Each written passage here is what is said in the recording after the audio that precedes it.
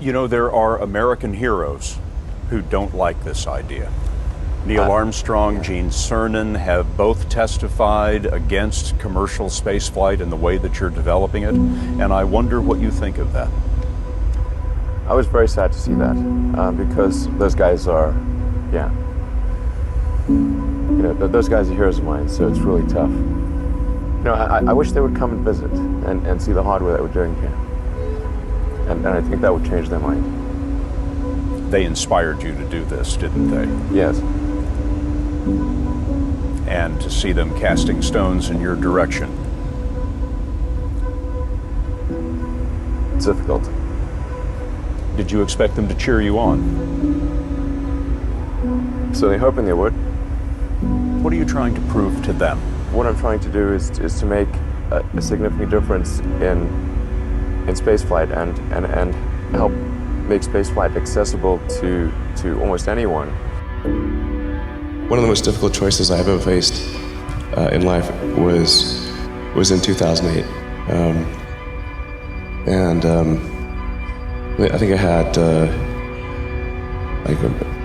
maybe $30 million left, or $30 or $40 million left in 2008. I had two choices. I could put it all into one company, and then the other company would definitely die, or split it between the two companies. But if I split it between the two companies, then both might die. When you put your blood, sweat, and tears into creating something, or building something, it's like a child. And so it's like, which one am I going to let one starve to death? I couldn't bring myself to do it, so I split the money between the two. Fortunately, thank goodness, they both came through. What was your biggest failure, and how did it change you? Well, there's a ton of failures along the way, that's for sure. As I said, for SpaceX, the first 3 launches failed, and we're just barely able to scrape together enough parts and money to do the 4th launch. If that 4th launch had failed, we would have been dead. So multiple failures along the way. I tried very hard to get the right expertise in for SpaceX. I tried hard to find a great chief engineer for the rocket, but the good chief engineers wouldn't join, and the bad ones, well, there was no point in hiring them. So I ended up being chief engineer of the rocket. So if I could have found somebody better, then we would have maybe had less than 3 failures. That 3rd failure in a row, did you think, I need to pack this in? Never. Why not? I don't ever give up. So many people tried to talk me out of starting a rocket company. It was crazy. One good friend of mine collected a whole series of videos of rockets blowing up and made me watch those. He just didn't want me to lose all my money. We're doing these things that seem unlikely to succeed, and we've been fortunate, and at least thus far they have succeeded. Now is the time to take risk. You don't have kids. As you get older, your obligations increase. And once you have a family, you start taking risk not just for yourself, but for your family as well. It gets much harder to do things that might not work out. So now is the time to do that before you have those obligations. So I would encourage you to take risks now. Do something bold. You won't regret it. How did you figure you were going to start a car company and be successful at it? Well, I didn't really think Tesla would be successful. I thought we would most likely fail.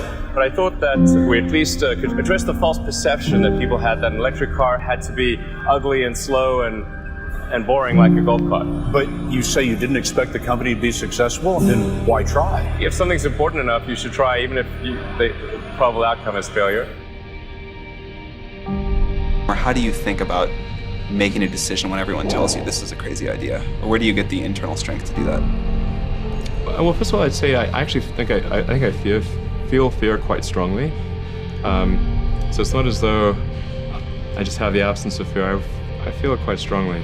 But there are just times when something is important enough, you believe in it enough, that you do it in spite of fear. I think about what technology solution is necessary in order to achieve the particular goal, and then try to make as much progress in that direction as possible. I think being a multi-planet species and being out there among the stars is important for the long-term survival of humanity, And that's one reason. But then the part that I find personally most motivating is that it creates a sense of adventure, and it makes people excited about the future. If you consider two futures, one where we are forever confined to Earth until eventually something terrible happens, or another future where we are out there on many planets, maybe even going beyond the solar system, I think that second version is incredibly exciting and inspiring, and there need to be reasons to get up in the morning. You know, life can't just be about solving problems. Otherwise, what's the point? There's got to be things that people find inspiring and make life worth living. When my brother and I were starting our first company, instead of getting an apartment, we just rented a small office and we slept on the couch. And we showered at the YMCA, and we're so hot up we had one computer, so the website was up during the day, and I was coding at night, 7 days a week, all the time. And I sort of briefly had a girlfriend in that period, and in order to be with me, she had to sleep in the office. So work hard, like every waking hour. That's the thing I would say particularly if you're starting a company.